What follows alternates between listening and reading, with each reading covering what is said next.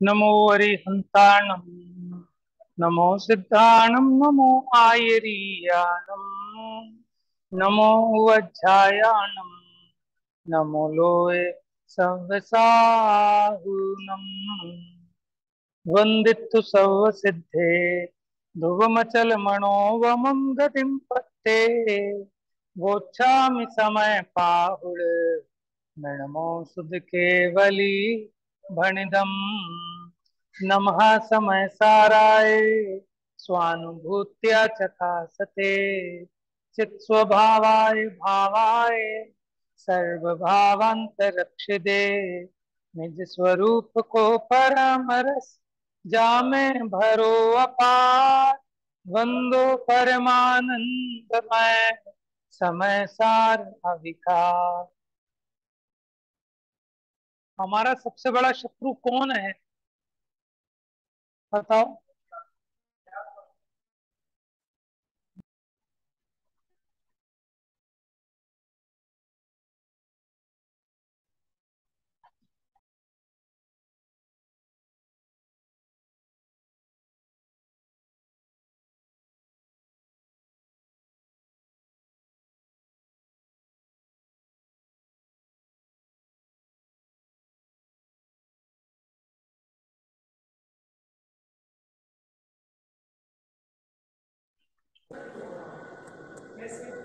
वास्तव में मेरा ज्ञान वही सबसे बड़ा शत्रु है। अज्ञान से बढ़ के कोई दूसरा शत्रु नहीं हो सकता। ये जो राग द्वेष उत्पन्न होते हैं ना अपनी पति में, आते तो नहीं लेकिन फिर भी हो रहे हैं, तो उसका कारण क्या है? तो मेरा अज्ञान। कैसा अज्ञान?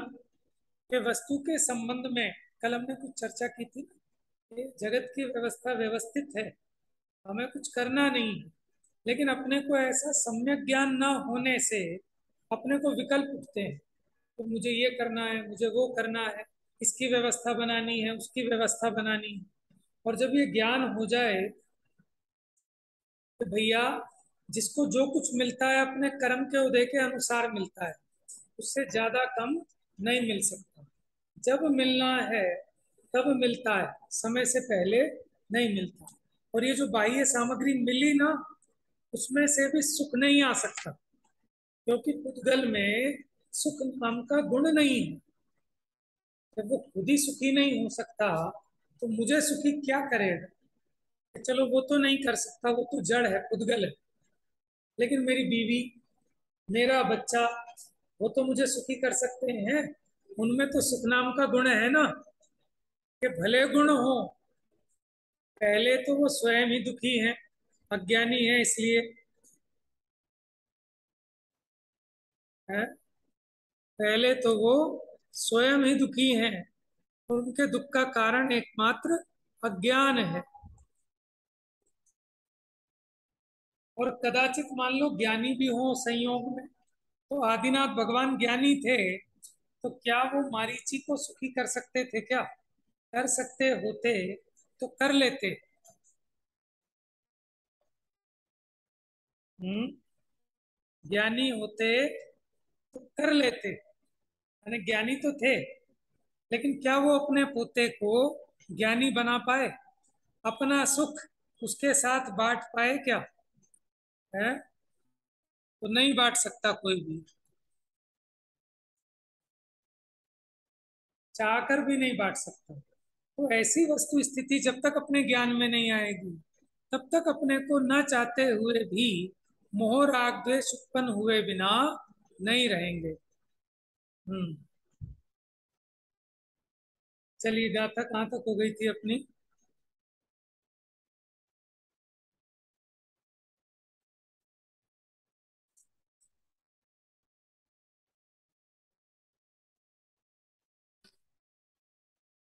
372 नंबर की गाथा चलेगी ना?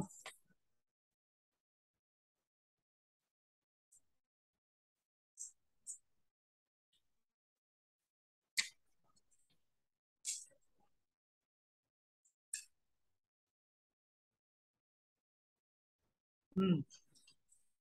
Page number 800।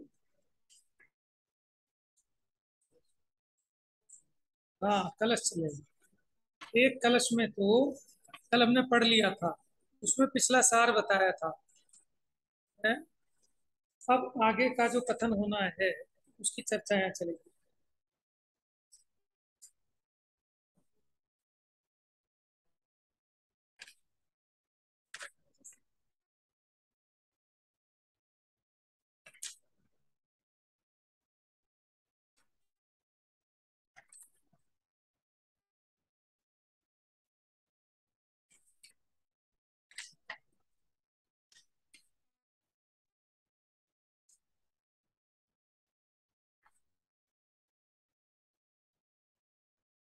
ये हमने कल पढ़ा नहीं था, कलश पढ़ लिया था ना कल तो ये? हाँ, नीचे वाला होगा। 219 पढ़ेंगे आप।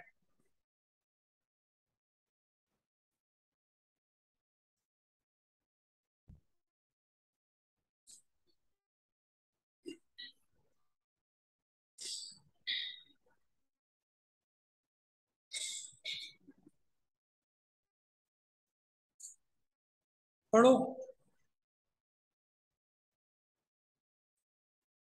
नहीं, इसकी जो है ना, ले ले ले की वजह से कह रहा हूँ, इसकी पता है इसकी क्या चाल है?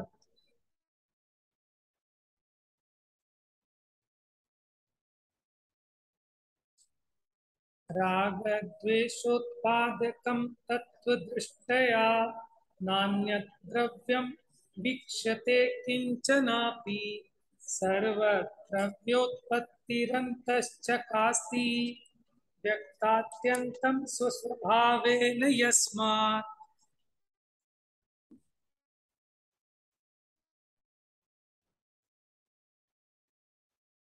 देखो, तत्व दृष्टि से देखा जाए तो ये तत्व दृष्टि क्या होती है? तत्व दृष्टि क्या होती है? तत्व माने क्या होता है? तत्व माने तत्व होता है तस्य भावस्तत्वम। जो वस्तु जैसी है उसका जो भाव है वो उसका तत्व है। देखो, जैसे जल है, जल जल तो एक पदार्थ है, एक वस्तु है, लेकिन उसका तत्व क्या है? शीतलता अथवा निर्मलता अथवा लिक्विड, बहना, लिक्विडिटी, तरलता, ये उसका तत्व है। जैसे मिश्री है, मिश्री तो एक पदार्थ है, लेकिन उसका तत्व क्या है? मिठास। जैसे नींबू है, नींबू तो एक वस्तु है, पदार्थ है, लेकिन उसका भाव क्या है? खटास। यद्यपि खटास के अलावा उसमें और भी बहुत से भाव हैं, खटास के अलावा उसमें और भी बहुत भाव है, लेकिन अपना प्रयोजन क्या होता है? नींबू हम किस लिए लाते हैं? क्या पीले हैं? वो पीला है क्या? गोल है इसलिए लाते हैं। हमारा क्या प्रयोजन है उससे? खटास का। ठीक है, इसलिए उसका तत्व क्या हुआ? खटास। इसी प्रकार जगत में जितने पदार्थ हैं, कितने प्रकार के पदार्थ हैं ये बताओ? टाइप्स कितने प्रकार के हैं? 6 प्रकार के हैं। ठीक है ना? जीव, उद्गल, धर्म, अधर्म, आकाश, काल। अब उनका अपना अपना भाव। अब हम मोटे रूप में दो भाग, उनको दो भागों में बांट लें। इन 6 में से एक तो जीव, और बाकी पांचों जो जीव नहीं है उसको क्या कहेंगे? अजीव। ठीक है, तो जीव का तत्व क्या है? ज्ञान दर्शन, जानना देखना। और अजीव का तत्व क्या है? ये अजानपना, जड़त्व, अचेतनता, वो उसका तत्व है। तो कोई भी पदार्थ अपने तत्व को छोड़ता नहीं। जीव चेतनता को नहीं छोड़ सकता, और अजीव जड़ता को नहीं छोड़ सकता, ये उसका तत्व है। तो आपको अकेले वस्तु का श्रद्धान नहीं, वस्तु का उसके भाव सहित श्रद्धान करो। अब आप ये कहो कि मेरे को जीव का तो श्रद्धान है, लेकिन भाई साहब जीव का भाव क्या है? उस सहित श्रद्धान होगा तो काम का होगा। जैसे आपको ये तो पता है कि जल है, लेकिन आपको ये भी पता होना चाहिए कि इस जल से प्यास बुझती है, इस जल से मलिन वस्तु को निर्मल किया जाता है, ये उसका भाव है। अगर आपको उसका भाव नहीं पता तो वस्तु से आपका काम सिद्ध होने वाला नहीं है। अब आपको भाव तो पता है कि जल से प्यास बुझती है, लेकिन आपको पदार्थ नहीं पता कि वो जल है क्या, वो भी आपका काम होने वाला नहीं है। आपको ये तो पता है कि चेतना का आश्रय लेने से सुखी हुआ जाता है, लेकिन वो चेतना किस पदार्थ में पाई जाती है, कि चौकी में मिलेगी, कि किताब में मिलेगी, कि मंदिर में मिलेगी, कहाँ मिलेगी, ये आपको नहीं पता, तो भी आपका कार्य सिद्ध होने वाला नहीं है। रत्नकरण श्रावकाचार में वहां वो लिखते हैं, देशयामी समीचीनम धर्मम कर्म निबर्हणम संसार दुखतः सत्वान यो धरत्युत्तमे सुखी। कि धर्म क्या है, तो उसकी टीका में उन्होंने लिखा कि धर्म कोई वस्तु नहीं कि जो पैसे देके बाजार से मोल ले आओगे, कोई मंदिरों पर नहीं धरी कि मंदिर जाओगे वहां से ले आओगे, ठीक है, तीर्थों पे नहीं है कि तीर्थ यात्रा पे जाएंगे धर्म हो जाएगा। तो धर्म क्या है, धर्म तो एक भाव है, लेकिन किसका भाव, अभी तो कहाँ इसकी जीव की परिणति में प्रकट करना है ना धर्म है। जैसे उत्तम मार्दव आर्जव आदिक, ये जो धर्म है, सम्यक दर्शन आदिक, अहिंसा आदिक, ये जो धर्म परिणति है, ये किसको प्रकट होगी, जीव। अब इसको ये तो पता हो कि धर्म सुखकारी है, लेकिन धर्म मिलेगा कहाँ, होगा कहाँ, अगर इसकी खबर नहीं हो तो फिर वो इधर उधर भटकेगा, जहां जो कहेगा कि साहब यहाँ धर्म मिल जाएगा वहां जाएगा। जैसे आपको दूध मीठा करना है तो आप कितनी बार नमोकार मंत्र पढ़ोगे, कौन से मंदिर जाओ कि दूध मीठा हो जाए, कि आप नहीं जाओगे, क्यों, क्योंकि आपको पता है जो मिठास नाम का तत्व है ये अपने पदार्थ में पाया जाएगा, और इसका पदार्थ क्या है, या तो मिश्री है या चीनी, तो आप मिश्री के पास जाओगे, मंदिर नहीं जाओगे। उसी प्रकार जब जीव को ये समझ में आए कि मैं जीव नामक पदार्थ हूं, और इस जीव नामक पदार्थ का तत्व क्या है, चेतना, सुख है, आनंद, ये इसका तत्व है, और मुझे वो चेतना सुख आनंद चाहिए, तो कहाँ मिलेगा, ये जीव में ही मिलेगा। इसलिए अपने से बाहर कहीं जाने की जरूरत नहीं है कि करोड़पति बन जाऊं तो सुखी हो जाऊंगा, क्या आनंद हो जाएगा, कि नहीं, ये जहां पाया जा सकता है वहीं से निकलेगा, कहीं और से नहीं निकलेगा। सरसों का तेल तिल में से निकल सकता है क्या, तो साहब सरसों का तेल चाहिए था, सरसों तो बढ़िया नहीं आ रही थी, इसलिए हम तिल ले आए, तो उनमें से निकलेगा।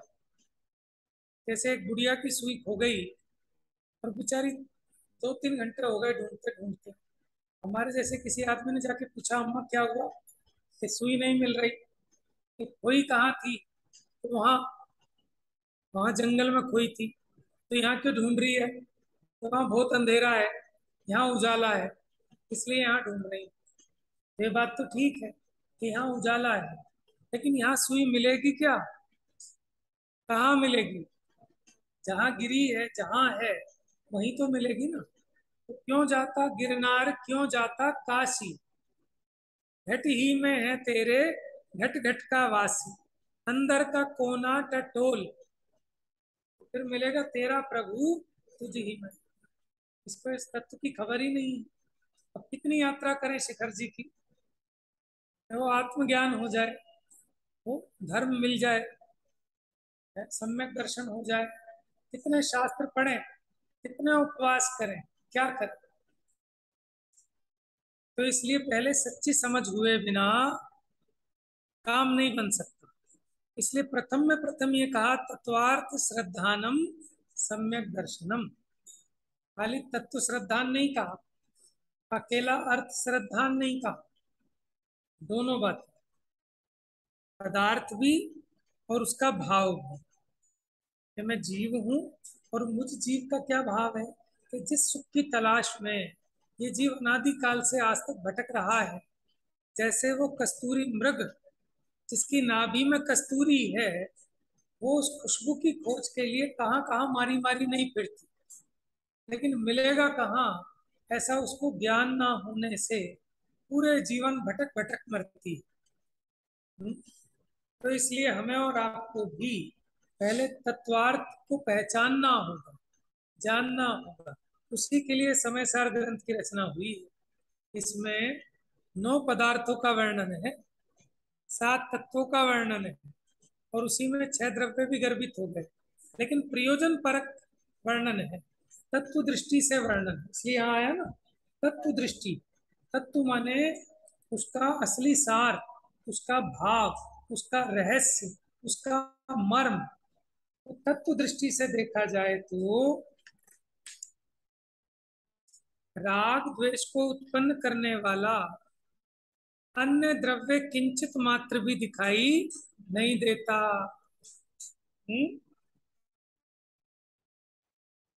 राग द्वेष को उत्पन्न करने वाला अन्य द्रव्य नहीं है। 826 नंबर पेज, 826 नंबर पेज पर है। मिल गया। अगर तत्व दृष्टि से देखा जाए तो राग द्वेष को उत्पन्न करने वाला अन्य द्रव्य किंचित मात्र भी दिखाई नहीं देता। कब दिखाई नहीं देगा? देखो, पीछे जो हमारी गाथाएं चली थी ना, तो उसमें आपको तत्व ज्ञान कराया था। क्या तत्व ज्ञान कराया था? कि ये राग द्वेष किसके परिणाम है? किसके परिणाम है? जीव के। ठीक है, उद्गल के नहीं है। इसलिए जो 5 इंद्रियों के विषय हैं उनमें राग द्वेष नहीं।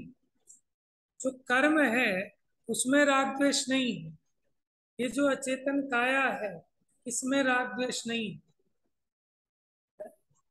तो ये साचे ऐसा, इतनी सुंदर मिठाई थी तो राग तो उत्पन्न होना ही था।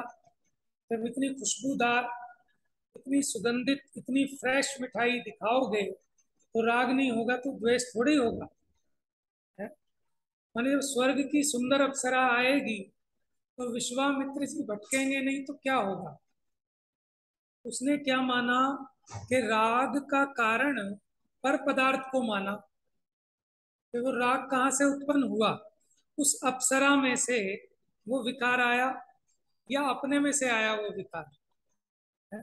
जो विश्वामित्र को अप्सरा को देखकर विकार उत्पन्न हुआ तो वो विकार का भाव अप्सरा में से ही तो आया, है? अब जिसको लगता है अप्सरा में से आया तो वो अप्सरा को हटाने की कोशिश करेगा। अब अप्सरा तो हट जाएगी लेकिन विकार तो फिर भी नहीं हटा, है?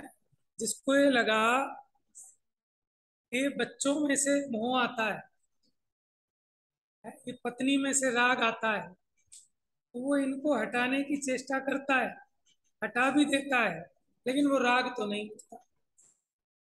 तो इसलिए तत्व ज्ञान कराया ये कि 5 इंद्रियों के विषयों में से राग नहीं आता, अचेतन कर्म में से राग नहीं आता, अचेतन काया में से राग नहीं आता। तो राग तो जीव का अनन्य परिणाम है, जीव का भाव है। लेकिन कौन से जीव का? अज्ञानी जीव। वही बात यहाँ कलश में कहते हैं, 826 नंबर पेज, कि तत्व दृष्टि से देखा जाए तो राग द्वेष को उत्पन्न करने वाला अन्य द्रव्य किंचित मात्र भी दिखाई नहीं देता। कि पर द्रव्य ने मुझ में राग द्वेष करा दिया हो, ऐसा जरा सा भी दिखाई नहीं देता। कब? कि अगर तत्व दृष्टि से देखें, क्योंकि उसमें राग द्वेष नाम उत्पन्न करने की ताकत नहीं है, क्योंकि जीव में है। देखो, उसमें तो नहीं है राग द्वेष उत्पन्न करने की ताकत। किसमें? गुलाब जामुन में, 5 इंद्रिय के विषयों में। तो फिर क्या जीव में ताकत है? क्या आप उसे ताकत कहो चाहे कमजोरी कहो, हम तो कमजोरी कहेंगे, लेकिन वो भी उसकी एक शक्ति है जिसको वैभाविक शक्ति कहा। ऐसी है वो वैभाविक शक्ति कि जब उस प्रकार का पुद्गल कर्म का उदय निमित्त मिले तब ये जीव अपने में विभाग रूप परिणमित होता है। अगर ऐसी शक्ति जीव में ना हो तो कितना ही कर्म का उदय आ जाए, ये जीव रागी नहीं हो सकता, है? और फिर इस टेबल को भी राग हो जाना चाहिए। तो इसका मतलब कहीं ना कहीं जीव में ऐसी विकार करने की भी योग्यता है। भले ही वो इसका त्रैकालिक स्वभाव नहीं है, लेकिन योग्यता तो है ना। तो यहाँ इसलिए समझा रहे हैं कि जो जीव ये मान के बैठा है कि मुझे इस पदार्थ से तो राग होता है और इस पदार्थ इनसे वितरागता हो जाएगी, तीर्थ स्थान पर जाकर धर्म हो जाएगा, धर्म धर्म में पाप होता है। यद्यपि चरणानियों के ग्रंथ ऐसा कहेंगे निमित्त की प्रधानता से, लेकिन उस उपदेश का मर्म हमें निमित्त नैमित्त की तरफ से ही ग्रहण करना। और जो ये मान के बैठ गया कि भरपूर सुखी कर दोगे तुम, ये सच सोचे सन्मुख खड़ा, खड़ा रहे और खड़ा ही रहेगा, नंबर नहीं आएगा, क्योंकि गलत लाइन में खड़ा है। गलत लाइन का मतलब ये नहीं कि कहीं और जाके लाइन लगानी है, ये यहाँ सेल्फ सर्विस है, कोई दूसरा परसने नहीं आएगा। आप बनाओ, आप ही खाओ, और खाते खाते ना ही अघाओ। समझ में आया? तो यानी अपने ताले की चाबी अपने हाथ में, किसी के पास नहीं है। तो भले अनादि का बंद था, लेकिन अनादि से इसकी ताली भी साथ में लटकी हुई है। लेकिन हम ऑफिस से आए, घर में ताला लगा हुआ, हम खड़े रहे 1 घंटे तक। अब 1 घंटे बाद जब आए बच्चे, तो उन्होंने कहा ऐसे पागल हो पापा, चाबी ये तो लटक रही है, यहाँ पे छोड़ के गए थे। तो हम भी कहेंगे बताओ कैसे मूर्ख थे, हैं? तो ऐसी कैसा ज्ञानधारी तूने, आपा ना पीछे, तो तेरे पास सारी शक्ति है। ये राग द्वेष तेरी ही अज्ञानता से उत्पन्न हुआ है, और तू अपनी अज्ञानता को छोड़े, सम्यक ज्ञान करे, तो ये राग द्वेष अभी नष्ट हो सकता है। तो उस बात के लिए यहाँ बता रहे हैं कि तत्व दृष्टि से देखा जाए तो राग द्वेष को उत्पन्न करने वाला अन्य द्रव्य किंचित मात्र भी दिखाई नहीं देता। बात समझ में आई? मैंने सर्वथा ऐसा नहीं मान लेना कि राग द्वेष तो आत्मा में होते ही नहीं, राग द्वेष तो खुदगल है, समय सार में लिखा। तो वो तो लिखा, लेकिन ये भी तो लिखा समय सार में ही है, और उन्हीं आचार्य ने लिखा। कोई ऐसा नहीं कि आधा किसी दूसरे आचार्य ने लिखा और आधा किसी दूसरे आचार्य ने लिखा। तो हमें अनेकांत व्यवस्था को, क्योंकि वस्तु का स्वभाव अनेकांतात्मक है, तो किस अपेक्षा क्या बात है उसको समझना होगा। देखो, क्योंकि सर्व द्रव्यों की उत्पत्ति अपने स्वभाव से ही होती हुई अंतरंग में अत्यंत प्रकट प्रकाशित होती है, कि जिसमें जो गुण नहीं होता ना, उसमें वो कार्य हो ही नहीं सकता। क्या कहा? जिसमें जो गुण नहीं होता उसमें वो कार्य हो ही नहीं सकता। जैसे कोई जन्मांध है और उसको पता चला कि साहब विश्वास नगर में ये ऑप्टिकल वाला है, वो बहुत बढ़िया चश्मा देता है, और ये अम्मा जी गई थी, इन्हें कुछ नहीं दिखता था और सब बढ़िया दिखने लगा।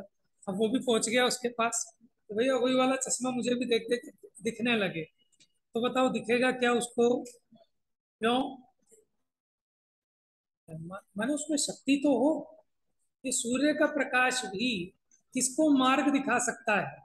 कि जिसके स्वयं नेत्र हो, और जो स्वयं अंधा हो उसको ये भी क्या मार्ग प्रकाशित करे? बात समझ में आई? तो कर्म जो रागादि का निमित्त होता है किसको? कि जो स्वयं रागादि रूप परिणमने की योग्यता रखता हो है? अब सिद्ध भगवान है, उनमें रागादि रूप परिणमने की अब योग्यता नहीं है। भले ही वहां कारमान वर्गणाएं तो बहुत है। और देखो, जहां मेरा एक जीव है ना असंख्यात प्रदेशों में, यहाँ अनंतानंत जीव हैं, और सबके अपने अपने न्यारे न्यारे कर्म हैं। लेकिन मेरे कर्म का उदय उसको इफेक्ट नहीं पहुंचाता, उसके कर्म का उदय मुझे इफेक्ट नहीं पहुंचाता है। क्यों? कि वो तो निमित्त मात्र है, और निमित्त भी निश्चित है। निमित्त का भी ऐसा नहीं है कि कुछ भी निमित्त हो जाएगा, तो वो भी निश्चित है कि किसी दूसरे का कर्म मेरे विकार में निमित्त नहीं हो सकता, और मेरे कर्म का उदय दूसरे के विकार में निमित्त नहीं हो सकता। जब घड़ा बनेगा तो उसमें कुम्हार ही निमित्त होगा, डॉक्टर नहीं। और जब सर्जरी हो रही होगी तो उसमें डॉक्टर ही निमित्त होगा, तो वो भी सब निश्चित है। फिर कौन होगा?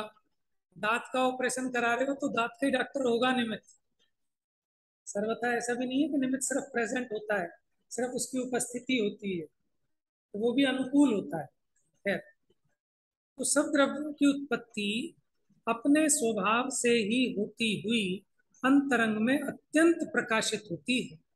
राग द्वेष चेतन के ही परिणाम है, भले ही वो विकारी परिणाम ये है, नष्ट करने योग्य है, लेकिन है तो अपना ही।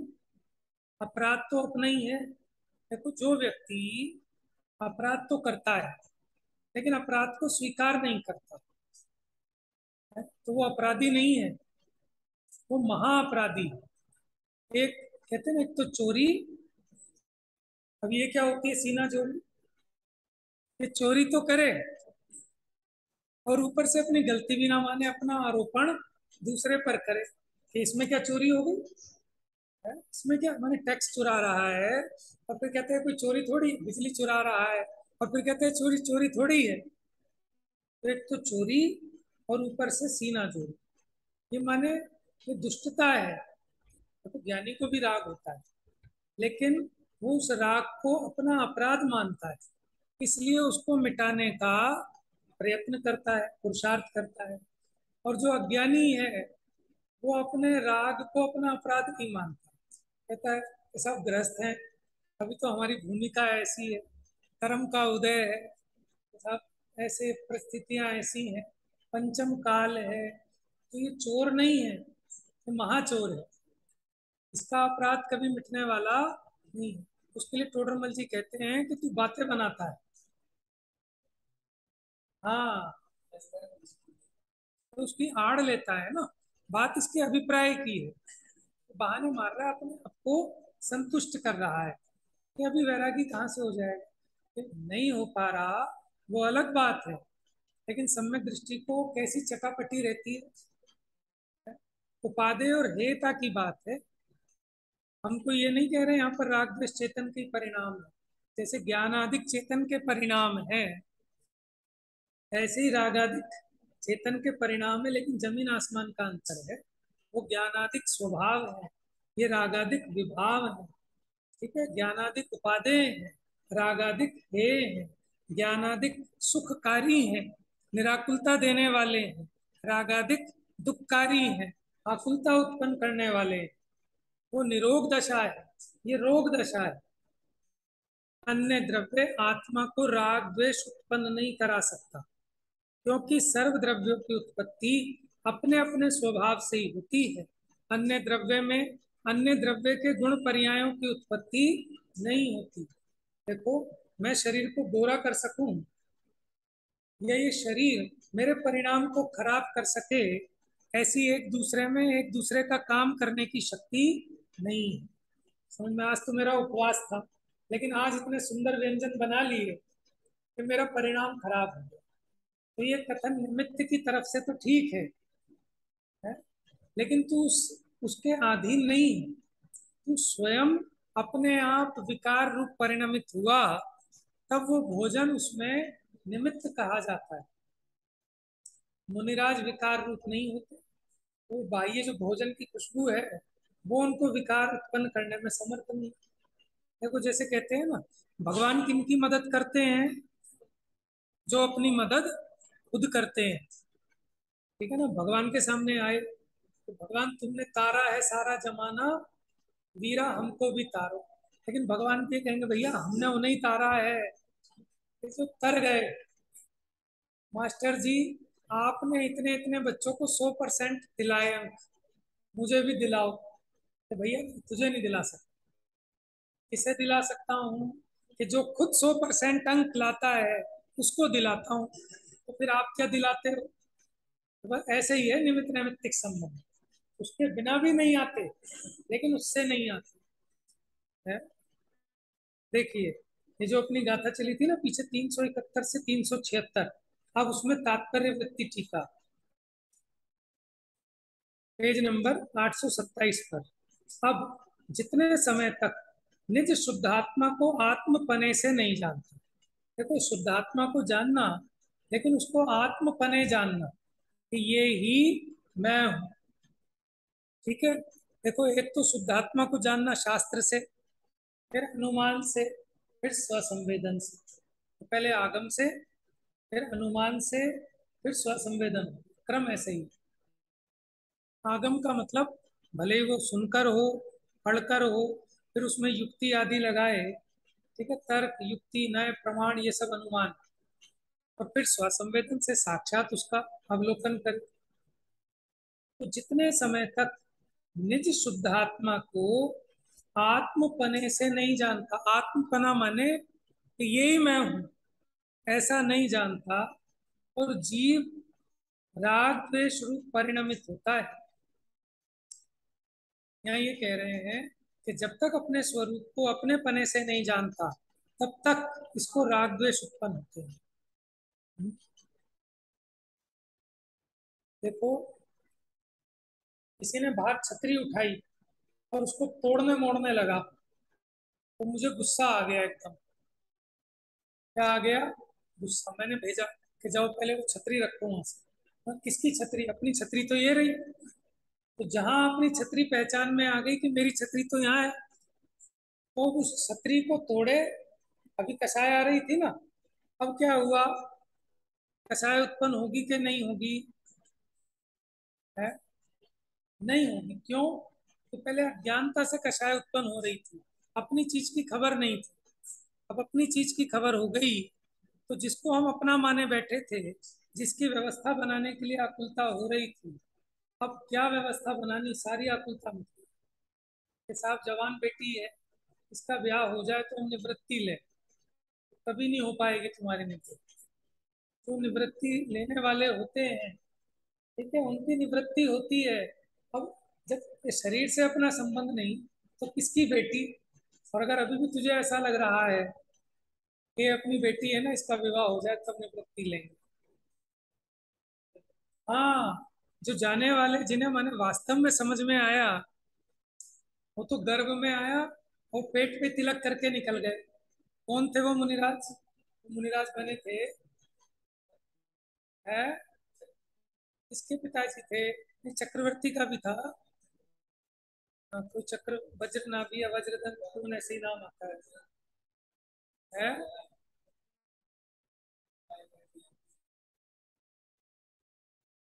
हाँ, चलिए। तो कह रहे हैं जितने समय तक ये निज शुद्धात्मा को आत्मपने से नहीं जानता, तो यहाँ ये होना चाहिए, जीव राग द्वेष रूप परिणमित होता है, अथवा बहिरंग पंचेंद्रिय विषयों के त्याग की सहायता से, बहिरंग पंचेंद्रिय के विषय होते हैं। विषय माने, देखो, विषय क्या है? ये जो अपनी पांच इंद्रियां है ना, अपनी है ना, भाई ठीक है, समझ लेना, आप समझाएंगे ऐसे, ठीक है। देखो, व्यवहार तो ऐसे ही चलेगा, भाषा भी ऐसे ही चलेगी, लेकिन उसका अर्थ यथार्थ ग्रहण करना कि ये जो अपने को अपने संयोग में प्राप्त पांच इंद्रियां हैं, अभी इनसे अपना ज्ञान प्रवर्तता है, ठीक है। अब उसको भी समझ में, जड़ इंद्रियों की बात नहीं, ये तो खिड़की मात्र है, और यही आत्मा के प्रदेशों की वैसी रचना है। और भीतर में जो ज्ञान का क्षयोक्षम है, उसका नाम है भाव इंद्रिय, ठीक है। अभी अपनी दशा में अपने ज्ञान का ऐसे ही इतना ही विकास है कि इंद्रियों के माध्यम से ही जानेगा, बिना इंद्रियों के नहीं जानेगा। लेकिन इंद्रियों से नहीं जानता, जानता तो अपने स्वभाव से, अपने स्वरूप से, अपने ज्ञान से जानता है। ये इंद्रियां तो खिड़की की तरह है, झरोके की तरह है? तो यहाँ कहते हैं, अब देखो क्या करता है। जैसे आपने कहा कि साहब, ये हमने घर में शुद्ध, बल्कि बहुत बढ़िया लड्डू बनवाए और बहुत स्वादिष्ट। हम कहेंगे भाई साहब दिखाना जरा। तो आप कैसे दिखाओगे? ऐसे दिखाओगे क्या? आप लेके आओगे कटोरी में, लो भाई साहब